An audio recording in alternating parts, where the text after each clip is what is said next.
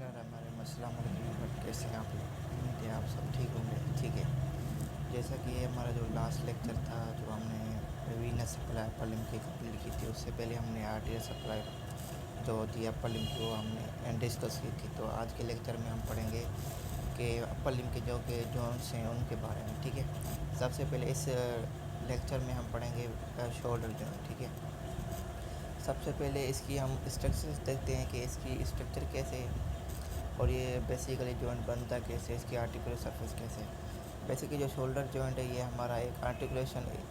इसमें हेड जो होता है ह्यूमरस का ग्लिनाइड कैविटी जो होती है स्कैपुला के साथ उसके साथ मिलता है। ठीक है, जब ग्लिनाइड कैविटी के में ह्यूमरस का हेड आ जाएगा तो शोल्डर जॉइंट बन जाएगा। ठीक है, अब इसके अल्टरनेट एक नेम है जिसे हम ग्लेनोह्यूमरल जॉइंट भी कहते हैं। ठीक है, अच्छा, इसके अलावा जैसे कि ये जो मोस्ट जो साइनेबल जॉइंट है उनकी वजह से इसका जो आर्टिकुलर सरफेसेस होती हैं वो हाइलिन कार्टिलेज से कवर होती है। ठीक है, अब जो इसका ह्यूमरस का जो हेड है ना वो लार्जर होता है ग्रेनाइट फोसा के। ठीक है, जो कि एक वाइड रेंज ऑफ मूवमेंट देता है किस पे, जब भी हमारी कोई भी इनहेरेंट इंस्टेबिलिटी होती है। ठीक है, अच्छा, सब उसके बाद ये कहता है कि डिस प्रोपोर्शन को रिड्यूस करने के लिए हमारा जो ग्रेनाइट फोसा है ना वो डिपेंड हो जाते हैं एक फाइब्रो कार्टिलेज की रिम के ज़रिए, जिसे हम गिलनाइड लेब्रम कहते हैं। ठीक है, बेसिकली ये गिलनाइड लेब्रम ये एक कनेक्टिव टिश्यू है। ठीक है,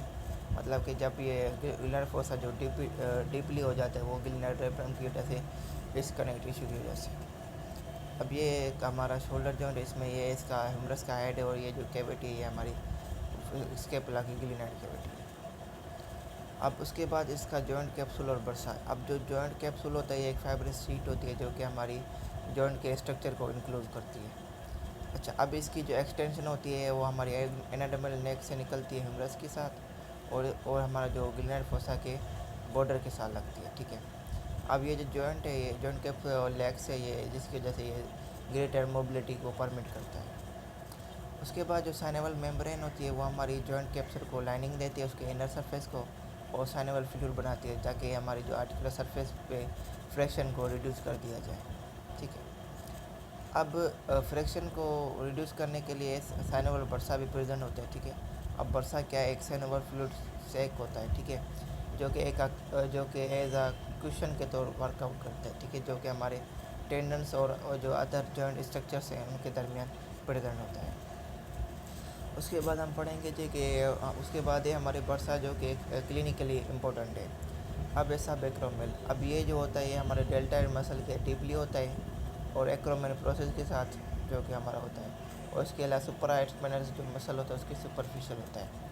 अब ये जो बर्सा ये एक तो फ्रैक्शन को रिड्यूस करता है किसके नीचे, जो कि डेल्टाइड के नीचे, और हमारी रोटेटर कफ टेंडन्स जो होती है उनकी जो मूवमेंट है उसको प्रमोट करता है। ठीक है, अब सब इस एक्रोमियल बर्सा टेस्ट जब होती है तो फिर क्या होता है, तो इस बर्सा पे इन्फ्लेमेशन आ जाएगी जिसकी वजह से शोल्डर पेन का होता है। उसके बाद है सब स्केपुलर। अब ये जो सब स्केपुलर बर्सा है ये हमारा एक सब स्केपुलर टेंडन और स्केपुला के दरमियान होता है, और ये हमारा क्या है वियर और टीयर को उसको रिड्यूस करने के लिए होता है। ठीक है, जब भी हमारी शोल्डर जॉइंट पे मूवमेंट होगी तो ये रिड्यूस करेगा कि किसी टेंडन पे वियर और टीयर ना हो सके।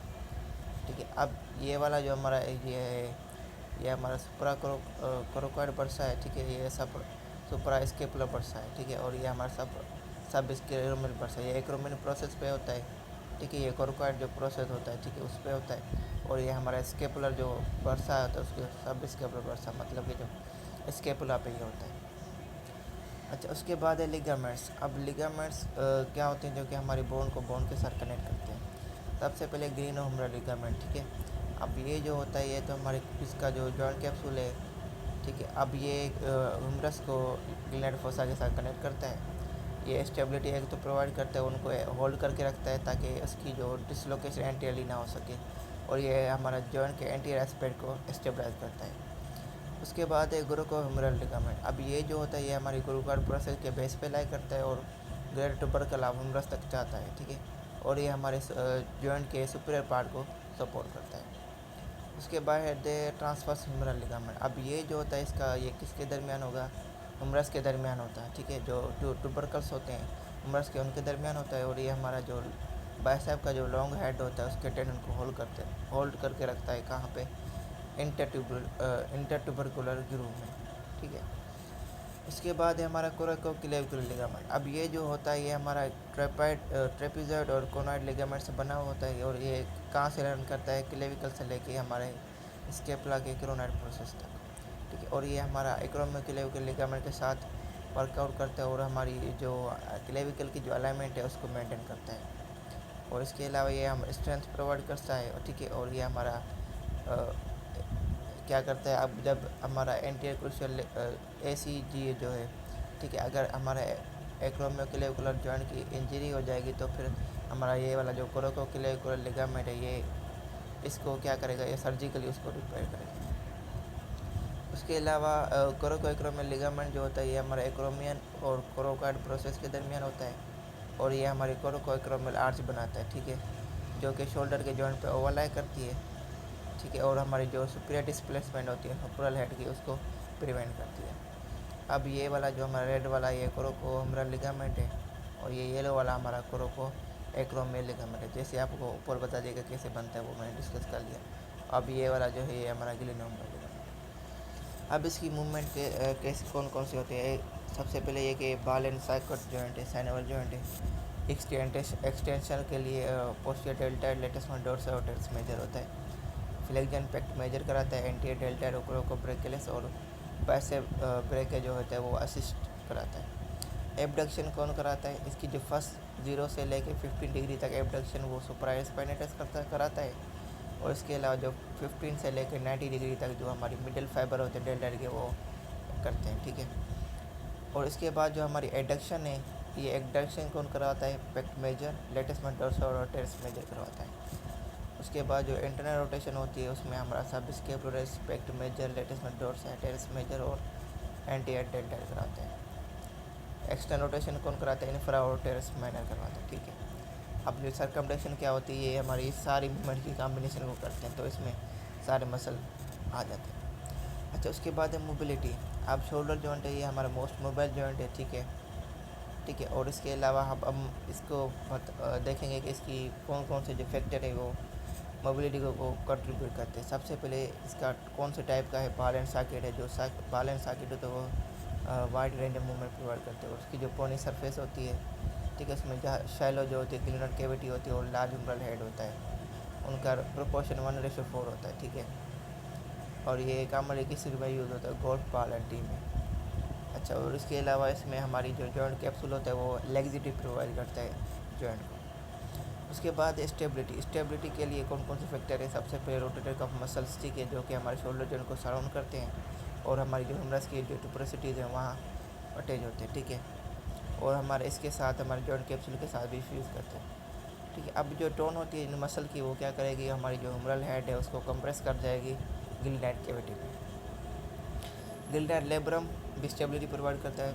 ये फिब्रोकार्टिलेज रिज है जो कि ग्लिनाइड कैविटी को सराउंड करती है। ये अपनी कैविटी को डिपिन करती है और हमारी क्या करती है, ये एक सील क्रिएट करती है कहाँ पे, ह्यूमरस के हेड पे, और डिसलोकेशन के रिस्क को रिड्यूस करती है।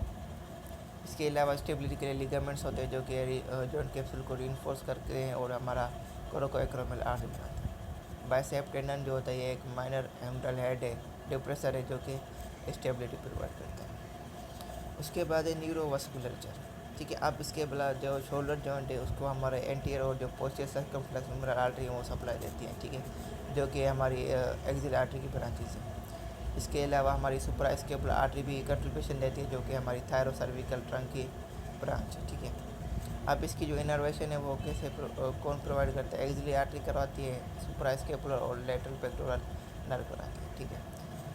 अब इसकी कॉमन इंजरीज में देखा जाए तो इसकी डिसलोकेशन बहुत ही कॉमन है, क्योंकि जो है सबसे वीकेस्ट जॉइंट है, तो इसमें मतलब कि इंजरी और डिसलोकेशन जल्दी से जल्दी हो जाती है। अब डिसलोकेशन के लिए क्या होगा कि जो ह्यूमरल हेड है वो हमारा इसमें ग्लिनाइड फैक्स में लाई करता है, जैसे कि अब इसकी जो एंटीरियर डिसलोकेशन है वो सबसे ज़्यादा होती है 95%, और इसकी जो पोस्टीरियर डिसलोकेशन है वो 4% होती है, और इसकी जो इन्फीरियर जो होती है वो 1% होती है, ठीक है। और हमारी जैसे कि मैंने आपको बताया था कि जो ह्यूमरल हेड का जो सुपीरियर डिस्प्लेसमेंट है उसको प्रिवेंट करने के लिए कोरोकोएक्रोमियल आर्च प्रेजेंट है। اچھا، اب اس کی جو انٹیریئر ڈسلوکیشن ہے وہ ایکسیسو ایکسٹینشن کی وجہ سے ہوتی ہے اور ہیومرس کی لیٹر روٹیشن کی وجہ سے. اب جو ہیومرس کا جو ہیڈ ہے، ہیومرل ہیڈ ہے جو، ٹھیک ہے، یہ اینٹیریئرلی انفیرلی فورسڈ ہو جاتا ہے. ٹھیک ہے، کہاں؟ ہمارے جوائنٹ کے ویکیسٹ پارٹ پہ، کیپسول ہے. اب جب اس جوائنٹ کیپسول کی ٹیئر ہو جائے گی تو ہمارا جو ڈسلوکیشن ہے اس کا رسک بڑھ جائے گا. ٹھیک ہے، اب جو ایگزلی نرو ہے، ٹھیک ہے، وہ اس جو جوائنٹ ہے اس کے پروگزیمیٹی کلوز ہوتی ہے. ٹھیک ہے، اور ہماری یہ کس کے اراؤنڈ ہوتی ہے؟ سرجیکل نیک کے.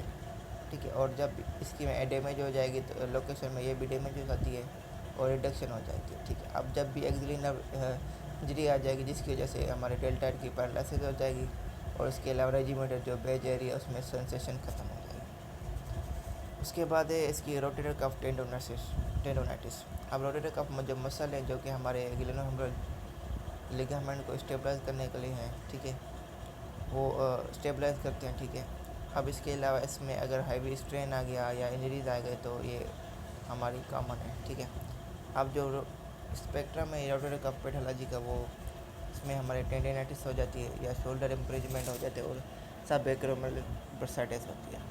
ٹینڈینائٹس ہوتا ہے مطلب کہ جب بھی کوئی مسل ٹینڈن ہوتا ہے نا اس پہ انفلیمیشن آ جاتی ہے. کیوں آتی ہے؟ کیونکہ ہم اسے اوور یوز کر دیتے ہیں. ٹھیک ہے، جس کی وجہ سے ڈیجنریٹیو چینجز آ جاتی ہیں سب ایکرومل برسا میں اور سلفرا انپیٹس ٹینڈن میں. ٹھیک ہے، جس کی وجہ سے برسائٹس اور امپریجمنٹ کاز ہو جاتی ہے. ٹھیک ہے، ٹھیک ہے. اب جو اس کا جو سپرا اسپنڈس جو ٹینڈینائٹس ہے اس کا جو سائن کیا ہے؟ یہ ایک پینفل آرک پین آتا ہے. ٹھیک ہے، جو کہ پین ہمارے ایبڈکشن کی جو مڈل ہوتی ہے، جب بھی ایبڈکشن کرتے ہیں 60 سے 120 ڈگری میں تو پین اسٹارٹ ہوتا ہے. ٹھیک ہے، اور یہ اسی افیکٹڈ ایریا کو کانٹیکٹ میں لیتا ہے ایکرومن کے ساتھ. ٹھیک ہے، جو افیکٹڈ ایریا ہوگا وہ ایکرومن کے ساتھ کانٹیکٹ میں لے گا. اب اس سائن کی وجہ سے ہم سپرا اسپنڈس جو مسل ہے اس پہ پارشل ٹیئر بھی آ جاتی ہے. اسی کے ساتھ آج کا لیکچر ہم اینڈ کرتے ہیں. امید ہے آپ کو لیکچر اچھا لگا ہوگا. اگر آپ ہمارے چینل پہ فرسٹ ٹائم ہے تو لائک کمنٹ اور سبسکرائب کریں. اپنا خیال رکھیں. بائے.